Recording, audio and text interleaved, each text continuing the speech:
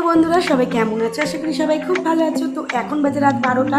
তো আমার ভাসুর মানে আমার দাদা, তো ওর বার্থডে আছে আজকে, তো খুব সেলিব্রেট করছি আমরা। তো খুব আনন্দ করছি, এখানে অনেকজন আছে। তো আমরা অবশ্যই বাড়িতে নেই, বাড়ির বাইরেই আছি আমরা। তো সেখানে সেলিব্রেট হচ্ছে, যে সারা রাত ধরে চলবে পার্টি।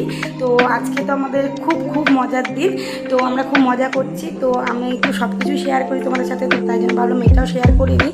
তো আমার ভিডিওগুলো তোমাদের কেমন লাগে অবশ্যই কমেন্ট করে জানিও।